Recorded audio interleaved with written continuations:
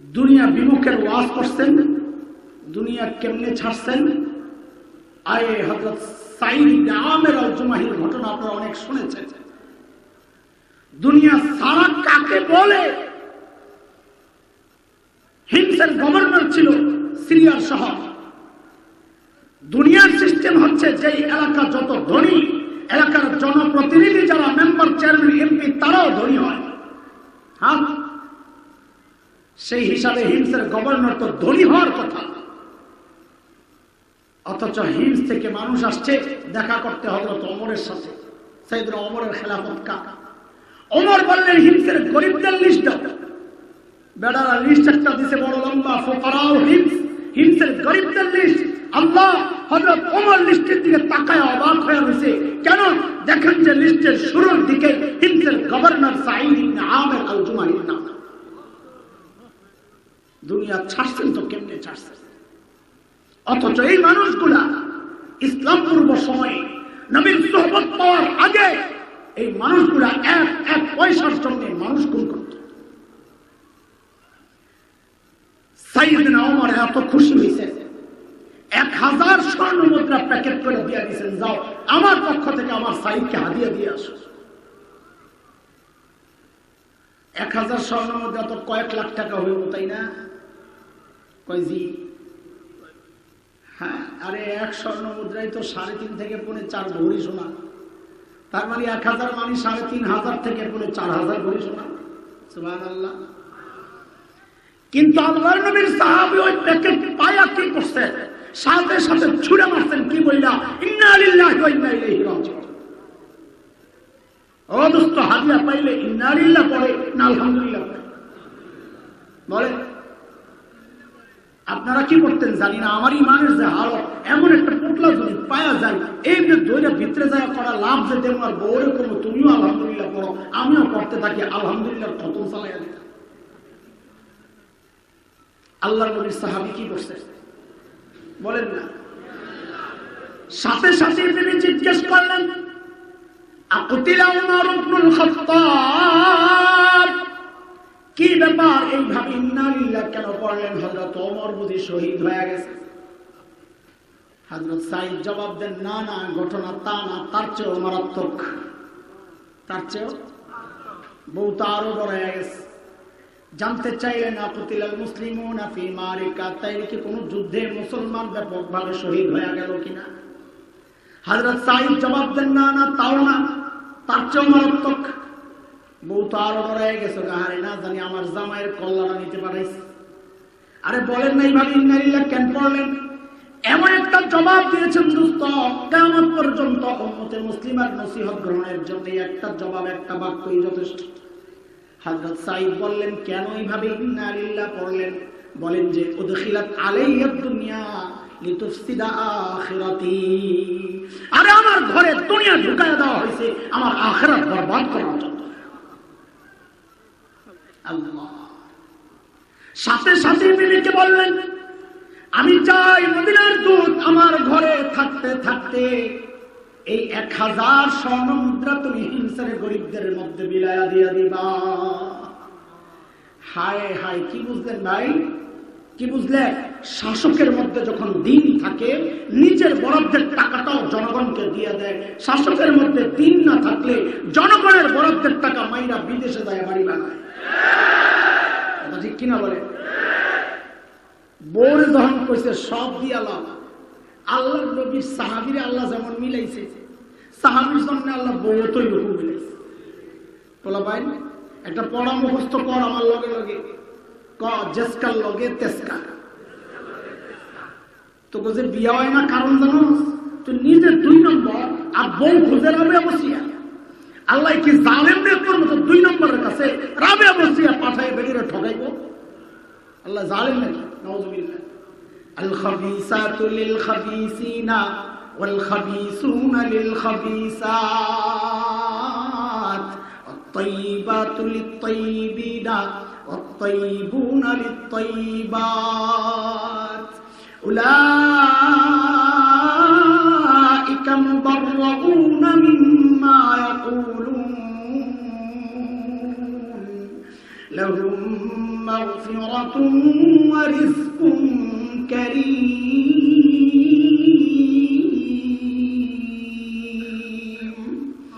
আল্লাহ সাহাবীর মতোই তো মিলাইছে, জাসকা লাগে তাসকা, বউনিয়া সব দিয়ে দিছে। দুধ এই অবস্থা দেখা হায় আল্লাহ অবাক হয়ে গেছে, কই আসলাম, এরা মানুষ না ফেরেশতা। দ্রুত ফেরত গেছেন মদিনায়। হযরত ওমরকে সব কিচ্ছা যখন শোনাইছে, ওমর এত খুশি হয়েছেন, আবার পাঠাইছেন যা আবার দিয়ে আয়। আবার যখন দুধ চায়া দিছে, বউ এইবার ধরছে, আগের বার তো সব দিয়া লাইলেন, এইবার কিছু রাহা যায় না। আরে ঘরের খোঁজ খবর তো বউরা জানে, ঘরে যে কি অভাব। লম্বা ঘটনা, আমি ওইদিকে যাবো না, অভাবটা বুঝাইতাম। হযরত সাঈদের গায়ে ছিল একটা চাদরের একটা লুঙ্গি, এছাড়া আর কোনো কাপড় ছিল না, অভাবটা বুঝে। অর্ধেক রাখা যায় না, বউ বলতেছে। হযরত সাঈদ বলেন হ্যাঁ রাখা যায়, রাখা যায় তো, তবে একটা কাজ করি, চলো আমরা যে ভাঙ্গাচুরা ঘর রাখলে আমার কোনো চোর ডাকাতে লয়ে যায় না, একটা কাম করে এমন কারো কাছে রাখি যেন আমরা বিপদে পড়লে যা রাখছি তার চেয়ে অনেক বেশি বাড়াইয়া দেয়। ও হয় তো ভালো কথা, ও দিয়া লাও আল্লাহর কাছে জমা রইল, হাসরে যখন বিপদে পড়বো অনেক বেশি বাড়াই আল্লাহ দিয়ে দিল। বুঝছি, দেন দেন, এটাও দিয়া ছিল কি হইল, ছিল কি হইল।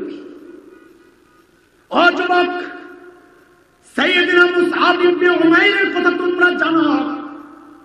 ফাতা মক্কা যাকে বলা হতো, hero of Mecca, smart boy মুসআব ibn Umair, model, মক্কার সমস্ত যুবকদের আদর্শ পুরুষ, স্টাইলিস্ট মানুষ, সবচাইতে সুন্দর ফ্যাশনেবল পোশাকে যিনি আচ্ছাদিত থাকতেন।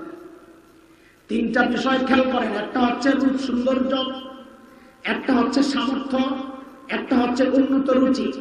তিনটা একসাথে কম হয়। রুচি বালা, টাকা নেই, টাকাও আছে রুচিও আছে, চেহারা বালা না, ওই নিয়ম। আর বলাবেন কথা কর, আমরা পড়তো বহু বলা পাই, দেখতাম নাস্তা খাইতে পারে না, টাকা পয়সা নাই, টুপিটারে মাঠটা দিয়া জামাটারে আয়রন করে এমন ভাবে থাকতো মনে করো জমিদারের গোলা। টাকা পয়সা নাই কিন্তু রুচি আছে ম্যাডাম। হযরত মুসআবের মধ্যে তিনটাই ছিল, রুচিও ছিল উন্নত, টাকা পয়সাও ছিল, মা বাবার আদরে আহ্লাদের সন্তান, চেহারাও ভালো ছিল। বলে চেহারা কত সুন্দর ছিল, একটা কথা বললেই তো বুঝবেন, 12 জন আরবের চেহারা নবী আলাইহিস সালামের সাথে কিছুটা মিলত। যেমন হযরত জাফর ইবনে আবি তালিব আত-তাইয়ার, ওনার চেহারাও নবী আলাইহিস সালামের সাথে কিছুটা মিলত। হযরত মুসআবের চেহারাও নবী আলাইহিস সালামের সাথে কিছুটা মিলত। তাইলে চেহারা কত সুন্দর ছিল, এইটাই তো যথেষ্ট। মানুষ একটু চেহারা সুন্দর হলে কয় কি নায়ক নায়ক চেহারা, মানে নায়কের মতন দেখা যায়। চেহারা সুন্দর হওয়ার জন্য এটাই কথা, দুনিয়ার শ্রেষ্ঠ নায়ক, শ্রেষ্ঠ মানে ওই নায়ক একটা নোংরা শব্দ, ওইটার সাথে আমি আমার নবীর সাথে লাগাইতে চাই না। দুনিয়ার সবচেয়ে সুন্দর মানুষটার চেহারার সাথে একটু মিলে সুন্দর হওয়ার জন্য এতটুকুই যথেষ্ট। হ্যাঁ, কিন্তু যখন ইসলাম কবুল করলেন, মুসলমান শুনেন সাহাবী কি জিনিস। যখন ইসলাম কবুল করলেন আর নবীর কাছ থেকে শুনলেন, ইন্নাল্লাহা লা ইয়ানজুরু ইলা সুওয়ারিকুম ওয়া আমওয়ালিকুম ওয়ালাকিন ইয়ানজুরু ইলা কুলুবিকুম ওয়া আমালিকুম। আল্লাহ তোমার চেহারা কেমন, পোশাক কেমন এটা দেখেন না, মাল কত আছে দেখেন না, আল্লাহ দেখেন তোমার আমলের কি অবস্থা, কলবের কি অবস্থা। যেই না নবীর কাছ থেকে এটা শুনছেন, এখন তো সব পাল্টে গেছে। এখন আর পোশাকের কোনো টেনশন নেই, এখন আর আতিয়াবুল আরব সবচাইতে সুন্দর সুগন্ধি ব্যবহার করা মুসাফ, এখন আর সুগন্ধির খবর নাই। মুসাফ চলছে এখন সাদা সিধা জিন্দিগি। বলে কত সাদা সিধা একটু শুনেন, কত সাদা সিধা হয়ে গেছে একটু শুনেন। মদিনা থেকে কিছু মানুষ যারা মুসলমান হয়েছে, 11তম নবুয়তের বছর, 12তম বছর, 2 বছর শিক্ষক চাইছেন তারা, আমরা নবী চলে যাচ্ছি মদিনায়, আমাদেরকে কে শিখাবে? একজন শিক্ষক দেন, একজন দায়ী দেন যে আমাদের অন্য ভাইদেরকে দাওয়াত দিবে। আল্লাহর হাবিব 2 জন সাহাবী নির্বাচন করেছেন। একজন অন্ধ সাহাবী হযরত আব্দুল্লাহ ইবনে উম্মে মাকতুম রাদিয়াল্লাহু আনহু, আরেকজন হযরত মুসআব ইবনে উমাইর। ওই দুইজন যারা দাওয়াত দেন আর তালিম দেন, চলছে মদিনায় মেহনত। এর মধ্যে 13তম বর্ষে নবী আলাইহিস সালাম নিজেও চলে গেলেন। খেয়াল করেন, শুরু হয়ে গেল হিজরি বর্ষ গণনা। হ্যাঁ, প্রথম বছর গেল এমনি এমনি, দ্বিতীয় বছর বদরের যুদ্ধ, তৃতীয় বছর উহুদের যুদ্ধ। সাহাবায়ে কেরাম উহুদের মাঠে, কাফেররাও মাঠে মুখোমুখি। আল্লাহর হাবিব সাল্লাল্লাহু আলাইহি ওয়াসাল্লাম মুসলমানদের ঝান্ডা তুলে দিলেন হযরত মুসআব ইবনে উমাইরের হাতে। যুদ্ধ চলছে, বীর বিক্রমে লড়াই করছেন তিনি। মুসলমানরা জয়ী হয়ে গেল উহুদের মাঠে। কিন্তু ওই সময়ে খালিদ ইবনে ওয়ালিদ ছিলেন কাফেরদের ডান ডিভিশনের প্রধান, বাম ইকরামা ইবনে আবি জাহেল। দুই ডিভিশনের দুই প্রধান লড়াকু সৈনিক। হযরত খালিদ ইবনে ওয়ালিদের চৌকস নেতৃত্বের কারণে, সাহাবীদের ভুলের কারণে, এটা আর আমি বলতে চাই না, কারণ এই ভুলের পরই আল্লাহ বলেছেন ওয়ালাকাদ আফাল্লাহু আনহু, আল্লাহ মাফ করে দিয়েছেন। আল্লাহ যাদেরকে মাফ করে দিয়েছেন তারা ভুল করেছেন, আমি আর বলতে চাই না। আমি বলবো হযরত খালিদ ইবনে ওয়ালিদের চৌকস নেতৃত্বের কারণে মুসলমানরা পরাজিত হইল। লাশ পড়তে থাকলো, 70 লাশ। এটাই অধিকাংশের মতামত। কেউ বলেছেন 70 খালি আনসারদের, মুহাজিরদের 4 জন, কেউ বলেছেন 6 জন। মুসআব ইবনে উমাইর, হযরত হামজা রাদিয়াল্লাহু আনহু, হযরত আব্দুল্লাহ ইবনে জাহাশ রাদিয়াল্লাহু আনহু, শাম্মাস ইবনে উসমান রাদিয়াল্লাহু আনহু, এটা মুহাজিরদের। আর আনসারদের 66 জন। এটা হচ্ছে রাজেহ কথা। লাশ আর লাশ, এত লাশ কোনদিন মুসলমান দেখে নাই। ইসলামের ইতিহাসে প্রায় 16 বছর ওহদ পর্যন্ত এত লাশ দেখে নাই। বদরের যুদ্ধ তো মাত্র কতজন? 14 জন শহীদ, 8 জন আনসার, 6 জন মুহাজির, 14 জন শহীদ। সারা ইতিহাস একসাথে করলো, এত লাশ তো দেখে নাই।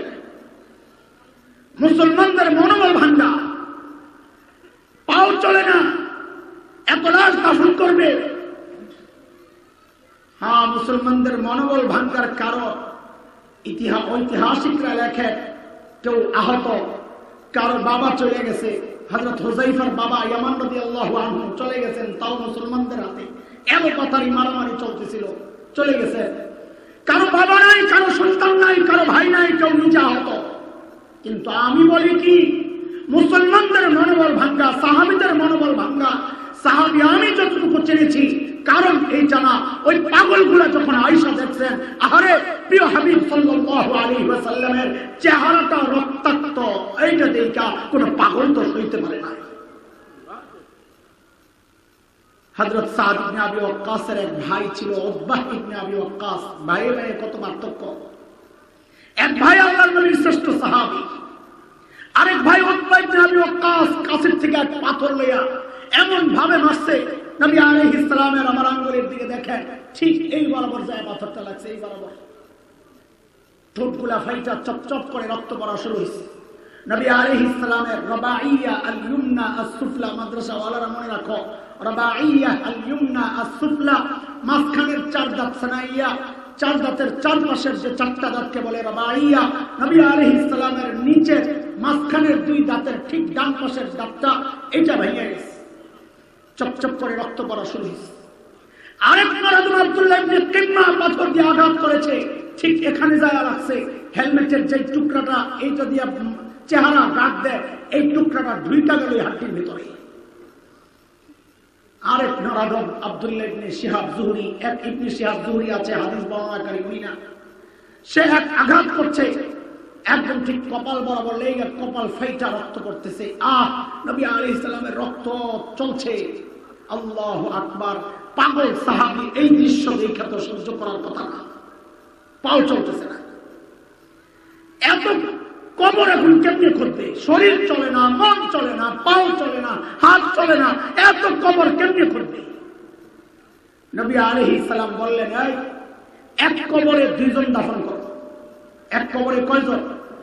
এর মধ্যে কোরআনের হেফজ যার বেশি তাকে আগে দাও, তাইলে কবর অর্ধেক হয়ে গেল, কষ্ট কমে গেল।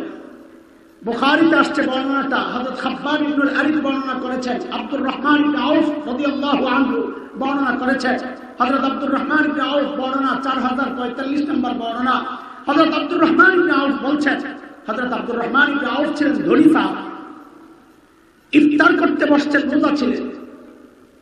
যুবকরা, ফ্যাশন করো তো, ফ্যাশন স্টাইল শুনো, সাহাবী কি জিনিস। ইফতার করতে বসছেন হযরত আব্দুর রহমান ইবনে আউফ, কান্না করতে করতে উঠে গেছেন, খাইতে পারতেছেন না। কেন?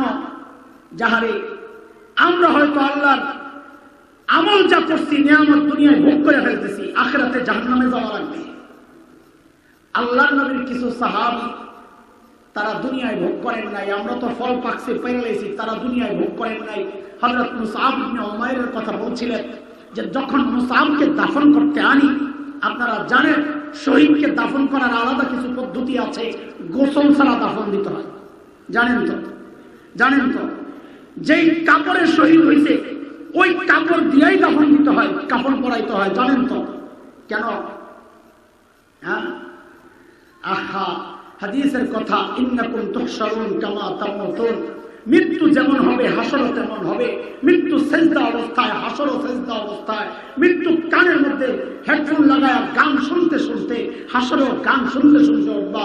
নাউযুবিল্লাহি মিন যালিক। শহীদের মৃত্যু রক্ত পড়া অবস্থায় শহীদ যখন হাসরের মাঠে উঠবে, তার শরীর থেকে তাজা রক্তগুলো টপ টপ করে ঝরতে থাকবে, আর ওই রক্ত থেকে মিষ্টি আম্বরের ঘ্রাণ বের হতে থাকবে। ও আল্লাহ, শাহাদাতের মৃত্যু নসিব করো। এত আস্তে ডরাইছে, লাগে তো ডরাইছে। আচ্ছা, কন্তদি শাহাদাতের মৃত্যু নসিব হইলে যদি মৃত্যু লেখা থাকে 2030-এ 25-এ মারা যাবেন, তাই না? 5 বছর আগে মরবেন না? 2 বছর, 1 বছর তো অবশ্যই, 1 সেকেন্ড আগেও না। যখন লেখা তখনই মরা, যখন লেখা তখনই। তাই ডরাই আলাপ কি মিয়া, বরং শাহাদাতের তামান্না করা দরকার। কেন? আরে অন্য মৃত্যুর তো কষ্ট আছে, শাহাদাতের মৃত্যুর তো কোনো কষ্ট নাই। দেখেন না শহীদদের যাওয়ার সময়, দেখছেন বিদায় বেলার অবস্থা? সৌভাগ্য হয়েছে কখনো? এই কয়দিন আগেও দেখছি এক শহীদ, গাজার শহীদ, ওর দুনিয়া থেকে বিদায় নিচ্ছে, যখন হাসতেছে আর চোখ বন্ধ করে কার সাথে জানি কথা বলতেছে। কেন? এই হাসি কোত্থেকে আসছে? এই হাসি কোত্থেকে আসছে বলবো একটু? লাইন যাবে আরেকদিকে, একটু বলবো, শুনবা? শাহাদাতের তামান্না যারা করো শোনো। আহা, হযরত ইউসুফের সৌন্দর্যে পাগল হইয়া মিশরের মেয়েরা কি কাটছিল জানেন তো? সেটা সূরা ইউসুফে আল্লাহ বলেছেন না, অকত্তানা আইদিয়াহুম ওয়াকুলনা হাশা লিল্লাহ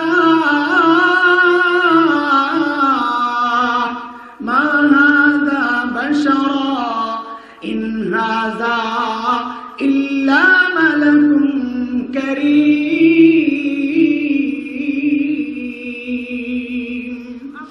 হাত কাটে আর বলে, আর এটা মানুষ না।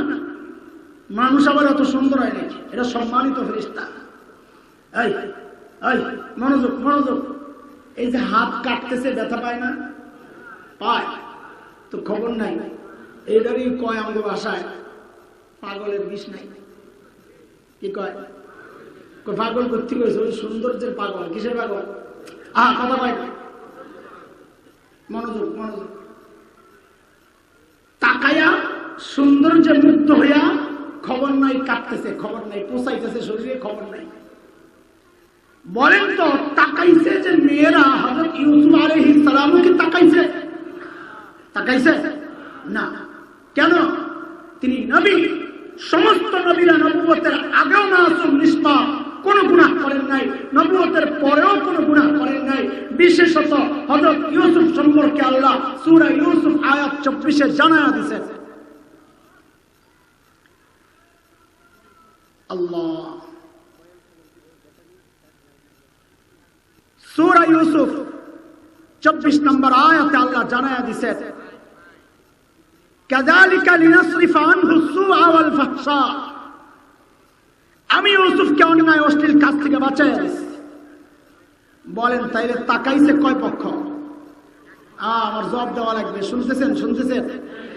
তাকাইছে কয় পক্ষ? বলেন তাড়াতাড়ি, তাড়াতাড়ি। তাকাইছে কয় পক্ষ? এই তাকানোটা বৈধ ছিল না অবৈধ? কথা বলে না। এই তাকানোটা বৈধ ছিল না অবৈধ? অবৈধ তাকানো, তাও কয় পক্ষ? এক পক্ষ তাকাইছে, তাও অবৈধ দৃষ্টি, হাত কাটে, খবর নাই। কই কারবার? শহীদ যখন দুনিয়া থেকে বিদায় নেয় তখন এই জন্যই তো হাসতে হাসতে যায়। বলে কেন? সেখানে তো পক্ষ একটা না রে, সেখানে পক্ষ তিনটা। বলে পক্ষ তিনটা কোথেকে আইলো? বলে শহীদ যখন দুনিয়া থেকে বিদায় নেয় আল্লাহ জান্নাত দেখায় দেন, হুর গিলমান ওকে ডাকতে থাকে, আহলান সাহলান প্রিয়, জলদি আসো।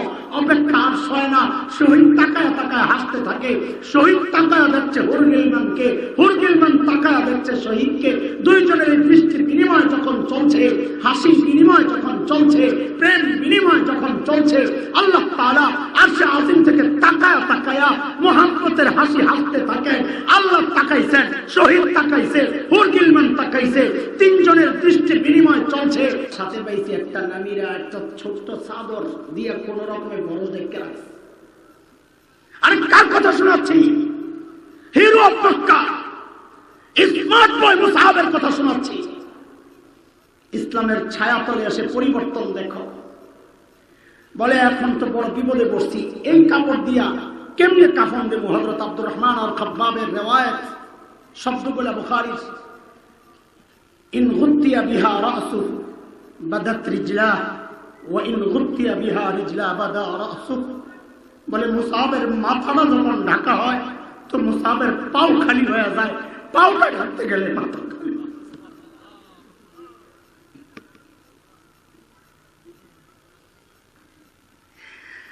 খাপ্পাব বলেন দৌড়ে গেছেন নবীর কাছে, ইয়া রাসূলুল্লাহ, মুসাহাবের মাথা ঢাকতে গেলে পাও খালি হয়ে যায়, পাও ঢাকতে গেলে মাথা খালি হয়ে যায়। আল্লাহর হাবিব বলেন ওর মাথাটা ঢেকে দাও। ইসকিরের ঘাস আছে আমাদের, বলে ওই ঘাস তার পায়ের মধ্যে দিয়ে দাও। আরে যুবক, ব্র্যান্ডের শার্ট ছাড়া তোমার চলে না, ব্র্যান্ডের প্যান্ট ছাড়া চলে না, ব্র্যান্ডের ঘড়ি আর মোবাইল না হলে চলে না। আরে হওয়ার তো কথা ছিল সাহাবী ব্র্যান্ডের তাকওয়া, হওয়ার তো কথা ছিল সাহাবী ব্র্যান্ডের আমল, হওয়ার তো কথা ছিল সাহাবী ব্র্যান্ডের কুরবানি। হওয়ার কথা ছিল, কি হচ্ছে না? সাহাবী শোনাইতেছি তোমাদেরকে, সাহাবী কি জিনিস। মহব্বতটা আমরাও করি, নবীরে করি না? আবু বকরও করছে, আমরাও করি, আবু বকরও করছে, সাহাবীও করছে। বন্ধু আবু বকরের কাছে খবর আসছে, আবু বকর তোমার বন্ধুরে মেরে দেয়, পাগল সইতে পারে না, দৌড়ে যায় খালি কাফেরদেরকে খালি এতটুকু বলছে, আতাকতুলুনা রাজুলান আন ইয়াকুলা রাব্বি আল্লাহ।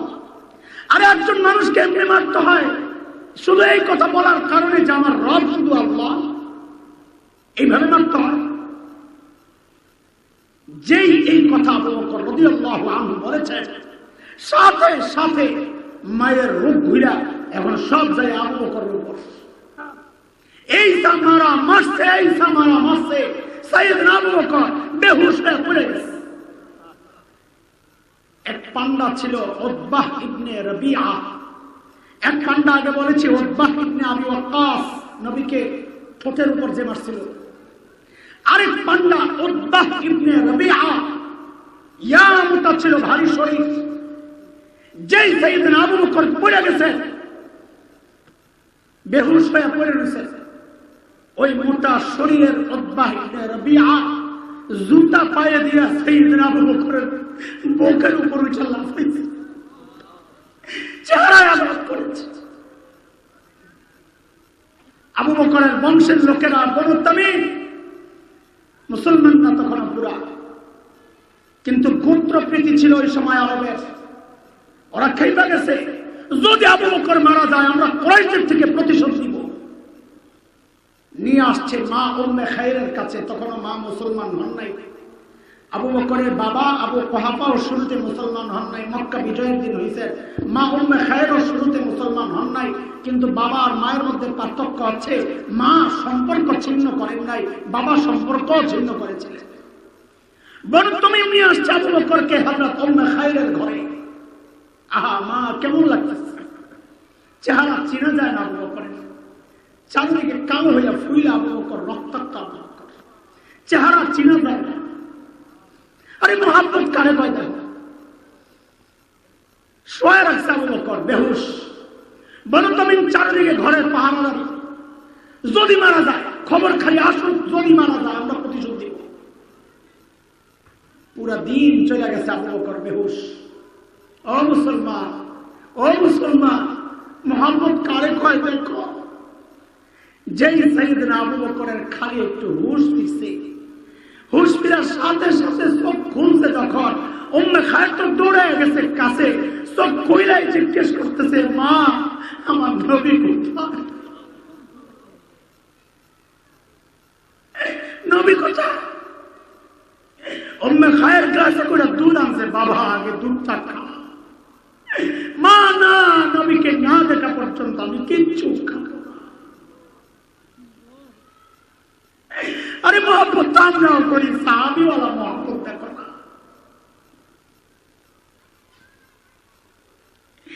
বলে নবীর খবর তো আমি জানি না। ওমর রাদিয়াল্লাহু আনহু বলেন, তার কাছে যাও, তার কাছে যায় জিজ্ঞেস করো, সে জানতে পারে।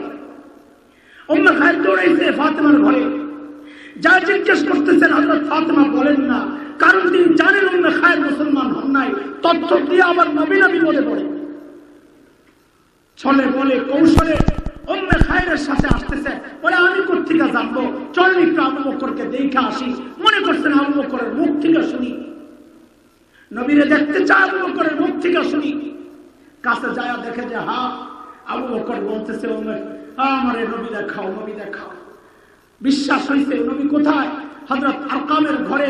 বলে চলো নিয়ে চলো। আবু বকর দাঁড়াইতে পারেন না, পর্দার আয়াত তখন আসে নাই।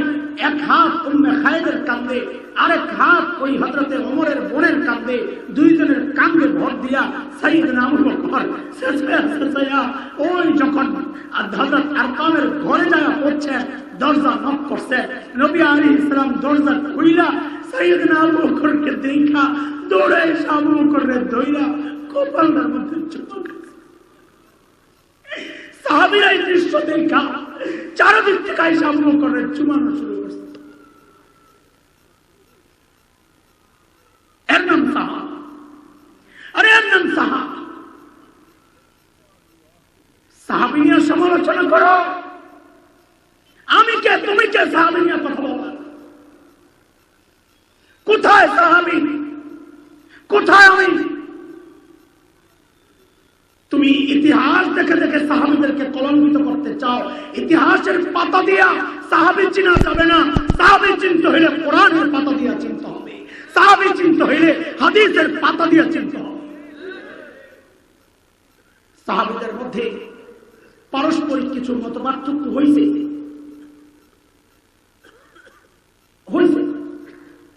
তুমি বর্ণনা করো। বউ আর মা ঝগড়া, মার চোখের পানি দেখলে মনে হয় বউডারে ভাগায় দিই, বউর চোখের পানি দেখলে মনে হয় মার সাথে আর একসাথে থাকা যাবে না, আলাদা বাসা। তোমার সামনে ঝগড়া, তুমি ডিসাইড করতে পারো না কে হক কে না হক।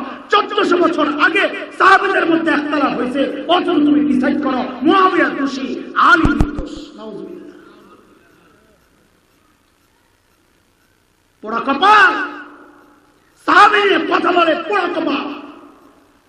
এই জন্যই তো আমাদের উলামায়ে দেওবন্দ সাহাবী তো দূরের কথা বলে, বড়দেরকে নিয়েও সমালোচনা করবে না, নিজের আকাবিরকে নিয়ে কথা বলবে না। আমাদের দুষ্ট লোকেরা বলে আমরা এই কথা বললে বলে আকাবির পূজা করি। গাদা, এটারে আকাবির পূজা বলে না, এটাকে বলে আকাবিরদের প্রতি মহব্বত আর শ্রদ্ধাবোধ, বিশ্বাস আর ভরসার কথা। এটাকে পূজা বলে না। আকাবির পর্যন্ত আটকায়া দিলে সাহাবী সমালোচনা করবে না। এখনকার ফিতনার এই সময়টা আমরা দেখতেছি, মানুষ সাহাবী পর্যন্ত কেন বসতে পারছে? কারণ আকাবিরের সমালোচনার যে বেড়ি ছিল এটা পার হয়ে গেছে, সাহাবী ধরছে, সাহাবীর বেড়ি পার হইয়া নবীকে ধরে ফেলছে। এখন আল্লাহ ধরা বাকি, আল্লাহরে ধইরা ঈমানটা শেষ করবে শয়তান আস্তে আস্তে আগে। এই জন্য তো আমাদের শরিয়ার সিস্টেম হচ্ছে মূল ইবাদতে যাওয়ার আগের আমলগুলোকেও সওয়াব বলা হয়েছে। নামাজ পড়বা, ওযু করা সওয়াব, চলতে থাকা সওয়াব, গুনার আগের জায়গাগুলোকে গুনাহ করা হয়েছে। জিনা গুনাহ, জিনার আগের স্টেপ কল্পনাও গুনাহ, তাকানো গুনাহ, ধরাও গুনাহ, ছোঁয়াও গুনাহ। বলে কি করবা বাঁচার জন্য? ওয়ালা ইউদ্দিনা জিনাতাহুন্না, সৌন্দর্য প্রকাশ করবা না। ওয়াকারনা ফি বুয়ুতিকুন্না, ঘরের মধ্যেই থাকবা। ওয়ালিয়াদরিবনা বিখুমুরিহিন্না আলা জুনুবিহিন্না, বড় ওড়না পরে রাখবা। কুল্লিল মুমিনিনা ইয়াগুদ্দু মিন আবসারিহিম, দৃষ্টি অবনত করো। নারী পুরুষ আগের স্টেপগুলো কেন আটকানো হয়েছে? যেন ওই জায়গায় আটকায়া যায়, মূল গুনাহ পর্যন্ত না পৌঁছতে পারে। ও যুবক, ফেসবুক ওয়ালারা, কিছু থেকে কিছু না হলে পরদেরকে নিয়ে ফেসবুকে পোস্ট। আমাদের অস্তিত্ব কাটা হচ্ছে। তুমি কাকে ছেড়েছ? আল্লামা আহমদ শফীকে ছাড়ো নাই, মুফতি আব্দুর রহমান ছাড়ো নাই, আল্লামা বাবরগরী ছাড়ো নাই, শেখ মাহমুদ হাসান ছাড়ো নাই, মুশতাকুর নবী ছাড়ো নাই। তুমি কাউকে ছাড়ো না, ওই গরি ছাড়ো না। তো তুমি ছাড়ো কাকে? সবাইকে দোষী করলে উম্মত যাবে কার কাছে? উম্মত যাবে কার কাছে? ফলাফল কয়দিন পরে বিশেষ দলে যোগ দিয়ে সাহাবী সমালোচনা শুরু করে। এটা হলো ফলাফল। সাহাবীর সমালোচনার রাস্তা যখন খুলে যাবে, নবীর সমালোচনা শুরু করবে। হযরত আলী আর হযরত মুআবিয়ার বিভেদ হয়েছে, আমরা স্বীকার করি, স্বীকার করি। কিন্তু আমি আর তুমি এগুলা নিয়ে বলার জায়গা না। এটা কেন? দুইজন নবীর মধ্যে হয় নাই? এই কথা কর। হযরতে মূসা হযরতে হারুন আলাইহিস সালামের মধ্যে হয় নাই? হইছে। হযরতে মূসা যখন আয়া দেখছে না পূজা শুরু হয়ে গেছে সামিরির ষড়যন্ত্রে, হযরতে মূসা কি করছে? আয়েশাই হযরতে হারুনের এক দাড়ি আলাইহিস সালামের দাড়িতে এক হাত, চুলে এক হাত। আমার তো চুল নেই, ধরছে। হযরতে হারুন কি করে? ইয়া উম্মি ইয়া উম্মি লা তাখুদ বিলিহিয়াতি ওয়ালা বিরাসি, ভাই ভাই ভাই ভাই, দাড়ি আর চুল টানিস না। লাগছে? দুই ভাই লাগছে? কথা বলে। আমার আকীদা আগে শোনাই। একজন নবীর দাড়ি ধরা তো দূরের কথা, চুল ধরা টানলো তো দূরের কথা। আমার আকীদা শোনাই, আহলে সুন্নাহ ওয়াল জামাতের আকীদা, কোন নবীর একটা চুল নিয়ে তাচ্ছিল্য করলে ঈমান থাকবে না। না থাকবে? থাকবে? থাকবে না। সেখানে হযরতে মূসা আলাইহিস সালাম খালি তাচ্ছিল্যই করছেন, ধৈর্য দিয়ে টানতে মাইল লাগাইব। হ্যাঁ বলে জব কি? কয় জব বলে এটা আমার কাজ না, এটার জব বাইর করা আমার কাজ না। ওই বুঝার ক্ষমতা আল্লাহ আমাকে দেন নাই। আমি কে, নবী কোথায়? আমি কে, সাহাবী কোথায়? তুমি সাহাবীর মতো উপযুক্ত হইলে আল্লাহ তোমারও বাংলাদেশ থেকে টান দিয়া নিয়া নবীর কাছে নিয়ে পৌঁছাইতো। ওই যে বলতেছিলাম শুরুতে, ছোটবেলায় একটা গজল কইতাম, ওখান থেকে গেছি আর এক জায়গায়, হঠাৎ আবার মনে পড়ছে পিছনের কথা। জন্ম যদি হত মোদের রাসূল পাকের কালে, আহা রাসূল পাকের দেশে। আর কম না, তোরা আমার হেডলাইন বানাইস না। হাসান জামিলের এই প্রথম গজল কামিল তোকে তো আল্লাহ রসুল তো বসে নামছে, আর জ্বালাইস না। আমাদের উস্তাদ আটকায় দিত। জন্ম যদি হতো আমাদের রসুল পাকের কালের, কেমন কথা? কোন যুগের জন্ম হইলে তুই বাকি, তা আল্লাহ ভালো জানে। নবীর যুগের জন্ম নিয়ে যদি আবু বকর হইতি, একদিন কেন কি আবু জাহেল হইতে পারতি। আল্লাহ তাআলা যখন যাকে আনার দরকার এনেছে, নবীর সাথে কোরবানি কারা দিতে পারবে? বাংলাদেশের মুসলমান না ওই সময়ের আরবরা? আল্লাহ ভালো জানেন। আমার আর তোমার নির্বাচন করেন নাই, নির্বাচন করেছেন আল্লাহ তাআলা ওদেরকে। এই জন্য নবী বলেন ইন্নাল্লাহা ইখতারানি, আল্লাহ আমাকে নির্বাচন করেছেন, ইখতারানি আসহাবি, আমার সাহাবীদেরকে আল্লাহ নির্বাচন করেছেন। আল্লাহ নির্বাচন করেছেন। নবী আলাইহিস সালামের দাওয়াতের যে মিশনগুলো দুনিয়া বিমুখ করা করেছেন, দুনিয়া বিমুখ, বাহ্যিক চাকচিক্যের ফিকির ছেড়ে দেওয়া, আমল আর আখলাকের পেছনে লেগে যাওয়া করেছেন তারা। তাই তাই তো হযরত আব্দুল্লাহ ইবনে মাসউদ তাবিঈদেরকে উদ্দেশ্য করে বলছিলেন, ইন্নাকুম আকসারু সালাতান ওয়া আকসারু সিয়ামান ওয়া আকসারু জিহাদা মিন আসহাবি মুহাম্মদ সাল্লাল্লাহু আলাইহি ওয়াসাল্লাম। ও তাবিঈরা, তোমরা নবীর সাহাবীদের থেকে তোমাদের নামাজ বেশি, তোমাদের রোজা বেশি, তোমাদের জিহাদ বেশি সাহাবীদের থেকে। আল্লাহ সারাইছে ওই যুগে ফেসবুক আছে, তাইলে পোলাপের হযরত আব্দুল্লাহ ইবনে মাসউদরে কাফের বানাই দিয়েছে। বেড়াই কয় কি তাবিঈরা আমল বলে সাহাবীর চেয়ে বেশি, কয় কি বেড়ায়। অথচ আব্দুল্লাহ ইবনে মাসউদের কথা তিনি বলতেছেন তোমাদের আমল বেশি। ওয়ালাকিন কানু খায়রাম মিনকুম, তবে সাহাবীরা তোমাদের চেয়ে উত্তম ছিল। কেন? ফাইন্নাহুম কানু আযহাদা মিনকুম ফিদ দুনিয়া ওয়া আরগাবা মিনকুম ফিল আখিরাহ, কারণ সাহাবীরা ছিল তোমাদের চেয়ে বেশি দুনিয়া বিমুখ, তোমাদের চেয়ে বেশি আখিরাতমুখী। এত দামি কেন হইছে? আমল বেশির কারণে। এটা মাথায় রাখা, ভুল বুঝেন না, খালি ভুল বুঝেন। আমল বেশির কারণে সাহাবী দামি হয় নাই। সাহাবী জাহেদ ছিলেন কিনা, এই সূক্ষ্ম একটা কথা বলে দিই, মনে আসছে। সাহাবীরা সব সাহাবীরা মুত্তাকি ছিলেন কিনা বলেন? জাহেদ ছিলেন কিনা, দুনিয়া বিমুখ ছিলেন কিনা বলেন? মুজাহিদ ছিলেন কিনা? ছিলেন ছিলেন না ছিলেন না?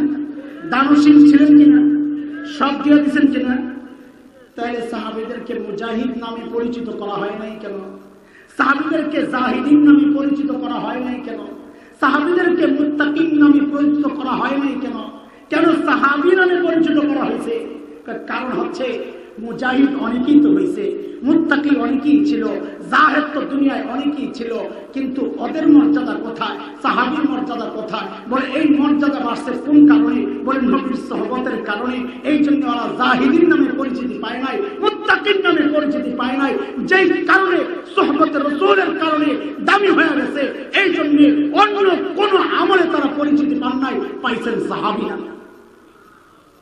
নবীর সোহবত মানুষের পরিবর্তন কদ্দুর করে, ছোট্ট একটা উদাহরণ দিয়ে বিশ্বাস করো। ওই যে হযরত মুসআব ইবনে উমাইরের কথা বলছিলাম, মনে আছে? হ্যাঁ, মদিনায় যখন ওয়াজ করতেছে, মদিনার আউস সম্প্রদায়ের নেতা হযরত সাদ ইবনে মুআজ, আউসের নেতা। খাজরাজের নেতা ছিলেন সাদ ইবনে উবাদা রাদিয়াল্লাহু আনহু। হযরত সাদ ইবনে মুআজ তো চিন্তা গেছে, কি রে কে বলে আইছে? সব মানুষ বলে এর কাছে যায়, আমগো নেতাগিরি কি ছুটে দেবো গা? তো নিজের আপন চাচাতো ভাই হযরত উসাইদ ইবনে হুযাইরকে পাঠাইছেন, যা তো একটু যায় দেখায় তো বেড়াই কি কয়, কেন মানুষ খালি এর কাছে যায়? হযরত উসাইদ ইবনে হুযাইর গেছেন। আর মুসলমান খেয়াল করেন সোহবতের কি দাম। হযরত উসাইদ ইবনে হুযাইর গেছেন, যাইয়া প্রথম দেখাই প্রেমে পড়ে গেছে। প্রথম দেখাই প্রেমে পড়ে গেছে। কিচ্ছু না জিজ্ঞেস করা যায় বলছেন, যে ধর্মের প্রচার করতেছো আমারে ওই ধর্ম শেখাও, আমারে তোমার ধর্মের বানায়। যখন ফেরত আসতেছে, হযরত সাদ ইবনে মুআজ তো অপেক্ষায় আছে, উসাইদ ইবনে হুযাইর কি রিপোর্ট লয় আয়। দূর থেকে দেখছেন উসাইদ ইবনে হুযাইর আসতেছে।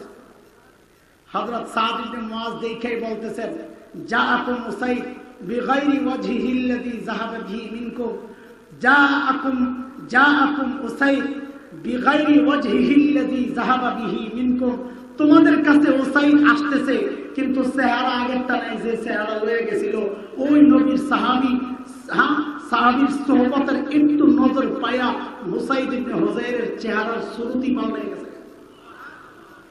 তো সাহাবীর সোহবতে যদি চেহারা পাল্টায়া যায়, ধরন পাল্টায়া যায়, হ্যাঁ বলার ধরন পাল্টায়া যায়, নূর চমকায়া যায়, তো নবীর সোহবত যারা পাইছেন তারা কত দামি হয়ে যায়। এই জন্যই তো আব্দুল্লাহ ইবনে মুবারককে যখন জিজ্ঞেস করা হয়েছে, সাহাবীদের মধ্যে যাকে নিয়ে একটু তর্ক মানুষ করে, বিতর্ক বলবো না, হযরতে মুআবিয়া, খবরদার। হযরতে মুআবিয়ার অনেক বড় পরিচয়। এক নবী আলাইহিস সালামের ভাইরা জানেন, যায়েনব বিনতে জাহাশের বোন বিয়ে করছেন। আম্মা জান হযরত যায়েনব বিনতে জাহাশের বোন বিয়ে করছেন কে? হযরত মুআবিয়া। সেই হিসাবে ভাইরা। আমার নবী আলাইহিস সালামের শালা হযরত আম্মা জান উম্মে হাবিবা রাদিয়াল্লাহু আনহা, উম্মে হাবিবা বিনতে আবি সুফিয়ানকে বিয়ে করছেন, ওই হিসাবে শালা। আমার নবী আলাইহিস সালামের কাতে জাতীয় মামা, আমাদের সবার মামা। মামুর নাম কি? কথা কয় না। হযরত মুআবিয়া আমাদের মামু। কি লাগে? মুসলিম উম্মার কি লাগে? মামা। মামার মিয়া সমালোচনা করো মিয়া, শুনো। আল্লাহু আকবার। নবী আলাইহিস সালাতু ওয়াস সালাম হযরত মুআবিয়া রাদিয়াল্লাহু তাআলা আনহু জিজ্ঞেস করতেন আব্দুল্লাহ ইবনে মুবারককে, হযরত মুআবিয়া শ্রেষ্ঠ নাকি ওই যে হযরত ওমর ইবনে আব্দুল আজিজ শ্রেষ্ঠ? এই খেয়াল করেন, এদিকে হুজুর আসতেছে। ওমর ইবনে আব্দুল আজিজ শ্রেষ্ঠ নাকি হযরত মুআবিয়া শ্রেষ্ঠ? প্রশ্নটা এইভাবে করার কারণ কি? কারণ হচ্ছে সাহাবীদের মধ্যে একজনের একটু তর্ক বিতর্ক হয়, আবার সাহাবী ছাড়া উম্মতের মধ্যে সর্বশ্রেষ্ঠ মানুষ হযরত ওমর ইবনে আব্দুল আজিজ। একদিকে সাহাবী ছাড়া সর্বশ্রেষ্ঠ, আরেকদিকে যদি ধরে নেওয়া হয় সাহাবীদের মধ্যে নিচের একজন, এটা যদি ধরে নেওয়া হয় বলে দুইজনের মধ্যে কে শ্রেষ্ঠ? হযরত আব্দুল্লাহ ইবনে মুবারক বলো কি, হযরত মুআবিয়া যে নবী আলাইহিস সালামের সাথে যুদ্ধ করছেন, তখন ওই যুদ্ধের সময় যে ধুলাগুলো উঠছে, ওই যে ধুলাগুলো নাকের ছিদ্রতে ঢুকছে, কানে ঢুকছে, ওই ধুলাগুলোর দামও হযরত মুআবিয়ার নাক কানের ধুলা, জীবজন্তুর নাকে কানে যে ধুলা ঢুকছে, ওই ধুলাগুলোর দামও ওমর ইবনে আব্দুল আজিজের চেয়ে শ্রেষ্ঠ। কেন? কারণ ওমর ইবনে আব্দুল আজিজ ওই বাতাস পায় নাই যেই বাতাসের সাথে নবী আলাইহিস সালামের নিঃশ্বাস মিক্সড হয়েছে। ওই ধুলা তো ওই বাতাসের ছোঁয়া পাইছে যেই বাতাস নবী আলাইহিস সালামের শ্বাস প্রশ্বাসের সাথে যুক্ত হয়েছে। সোহবতের দাম এটা। এই জন্য দোস্ত বলি, সাহাবীরা আমাদের ধারে কাছেও না, ধরা ছোঁয়ার বাইরে। তাদেরকে আল্লাহ স্বীকৃতি দিয়েছেন, নবী স্বীকৃতি দিয়েছেন। আমি আর তুমি খায়রা এই 1400 বছর পর তাদেরকে নিয়ে কথা বলা, এটা পাগলামি ছাড়া কিচ্ছু না। কথা বলছেন কি? যারা এগুলা করে এরা সুস্থ না পাগল। সাহাবী নিয়ে সমালোচনা যারা করে তাদেরকে মেয়ারে হক মানে না, তাদেরকে আদল মানে না, তারা গুনাহমুক্ত জীবনযাপন করেছেন মানে না, গুনাহ করলেও তওবা করে পরিষ্কার করেছেন যারা মানতে চায় না, তাদেরকে দোষী সাব্যস্ত করতে চায়, সমালোচনার তীর তাদের দিকে নিক্ষেপ করে। সুস্থ মানুষেরা না পাগল চিৎকার করে। এই পাগলামি করবে, পাগলামি করবে। যদি পাগলামি না করেন, আপনাদের কাছে সবার কাছে একটা অনুরোধ, এই আমার কলিজার টুকরা সন্তানেরা, আমার ছোট ভাইরা, তোদের পায়ে হাতটা রাইখা দরকার লাগে আমাদের এই লাইনের বড় মুরব্বী ভাইও ধরবো এক পাও, আমি ধরবো আরেক পাও, তবু দুইজন দুই ভাই, বড় ভাই ছোট ভাই, তোদের পাওগুলা ধইরা বলি, আল্লাহর রাস্তে আমাদের কোন মুরব্বীকে নিয়ে আর কোনোদিন ফেসবুকে কোনো লেখালেখি করিস না। আল্লাহর রাস্তে তোদের কাছে বইলা যায়, কারণ এই বেড়েটা পার হলে তোরা সাহাবী ধরবি। আল্লাহ তাআলা আমাদেরকে হেফাজত করেন, আল্লাহ তাআলা আমাদের সবাইকে সাহাবীওয়ালা জিন্দেগি দান করেন। আমি